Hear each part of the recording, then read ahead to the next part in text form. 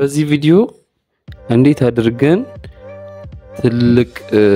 ትልቅ ሳይዝ ያለውን አንድ ፒዲኤፍ ሳይዙን መቀነስ እንደምንችል በቀላሉ እንማማራለን ማለት ነው። እንግዲህ ይሄን ለማድረግ በቀላሉ ወደ ምን እንሄዳለን? ስሞል ፒዲኤፍ የሚል ዌብሳይት አለ፣ እዛ ላይ እንሄዳለን ማለት ነው። የትኛውም ብራውዘር ውስጥ ገብተን ስሞል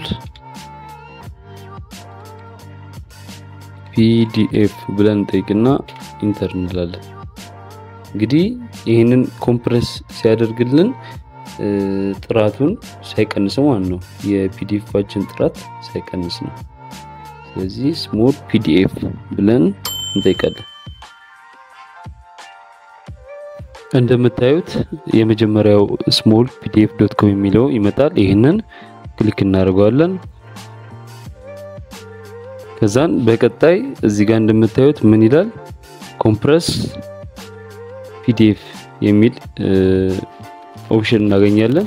ከዛ በኋላ ቹዝ ፋይል ይላል። ከዛ ፍሮም ዲቫይስ የሚለውን እንነካዋለን። እንግዲህ እኔ ዴስክቶፕ ላይ ያዘጋጀሁት ፋይል አለ። ለምሳሌ ይሄኛውን 3.18 ሜጋባይት ነው እንደምታዩት። እሱን ክሊክ እናደርጋለን። ከዛ በኋላ ለትንሽ ሰከንዶች እንጠብቀዋለን አፕሎድ እስኪያደርግ ድረስ ማለት ነው። አፕሎድ አድርጎ ከጨረሰ በኋላ እዚህ ጋር እንደምታዩት ቤዚክ የሚልና ስትሮንግ የሚል አለ። ቤዚክ ላይ በሚዲየም ነው። ሚዲየም ማለት ፋይሉን በተወሰነ መልኩ ነው ኮምፕረስ የሚያደርግልን። ስትሮንግ የሚለው ላይ ግን በጣም ያሳንሰዋል። 3 ሜጋባይት የነበረውን በጣም ሊያወርዱ ይችላል። ነገር ግን ስትሮንግ ላይ ፐርቼዝ ወይም ደግሞ እንትን መክፈል አለብን። ክፍያ መክፈል ስላለብን ይሄንን ሁሉ ጊዜ አንጠቀም። ግን ዋን ታይም ፍሪ አለን። አይታችሁት ከሆነ ለአንድ ጊዜ ብቻ ሊያስጠቅመን ይችላል። ስለዚህ ለምሳሌ እስቲ በስትሮንጉ ቼክ እናድርገው፣ በቤዚኩ ቼክ እናደርጋለን። እስቲ በስትሮንጉ ባለንትን እንጠቀምና ኮምፕረስ እናድርገው። ዘን ኮምፕረስ እንበል። ዋን ታይም ነው እንደነገርኳችሁ። ከዛ በኋላ ፐርቼዝ እንትን መክፈል አለብን ግዴታ ነው።